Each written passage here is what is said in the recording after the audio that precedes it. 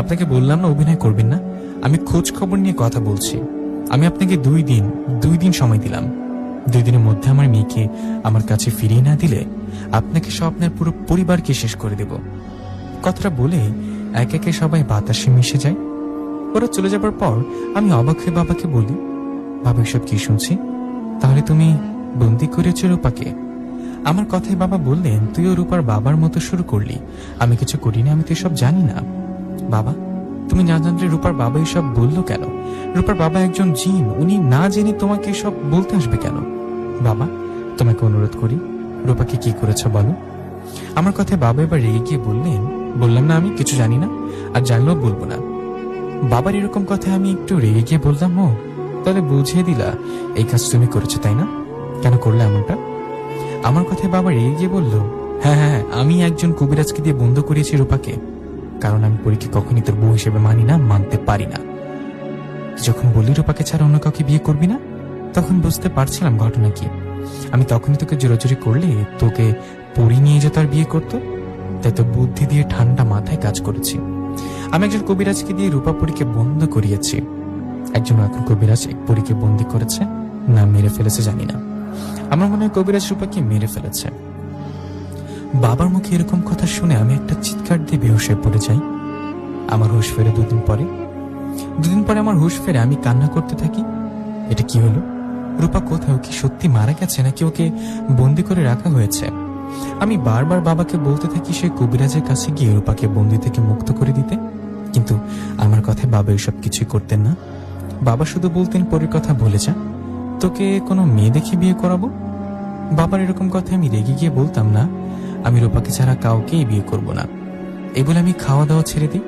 আমাকে খাবার দিলে খেতাম না, সবসময় কান্না করতাম। এভাবে একটা দিন কেটে গেল। একদিন পর শুরু হলো আমার মাথার যন্ত্রণা। জানি না আমার মাথা কেন যন্ত্রণা করত। আমার মাথা যন্ত্রণা করার সময় মাথা চেপে ধরে চিৎকার করতাম, উল্টাপাল্টা কথা বলতাম। আমার এরকম অবস্থা দেখে মা বলল, বাবা নিশাত, কি হয়েছে তোর? তুই এরকম করছিস কেন? মায়ের কথা আমি বললাম, কিছু না মা, তুমি যাও, আমাকে একা থাকতে দাও। আমার কথায় মা আমার মাথায় হাত বুলিয়ে বলে, তুই জানি কেমন করছিস, কি হয়েছে তোর বল। মায়ের কথা আমি বললাম, মা, মাথা যন্ত্রণা করছে, জানি না কেন হঠাৎ এরকম হচ্ছে, কিসব উল্টাপাল্টা বলছি। তুমি দয়া করে বাবাকে বুঝিয়ে বলো না আমার পরীকে মুক্ত করে দিতে।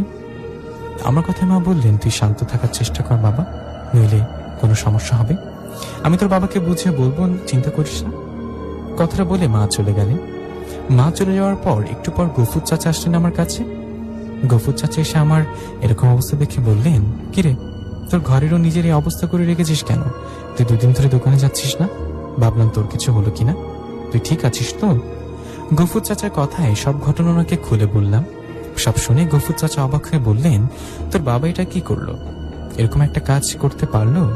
তুই তোর বাবাকে অনুরোধ কর পরীকে যেন মুক্ত করে দেয়। চাচার কথা জবাব আমি বললাম, সেটা কি বাদ রাখছি? বাবাকে অনেক বোঝাচ্ছে কিন্তু কোনো লাভ হচ্ছে না। কি করবো আমি? পরীকে ছাড়া আমি বাঁচবো না। এভাবে চলতে থাকলে আমি পাগল হয়ে যাব।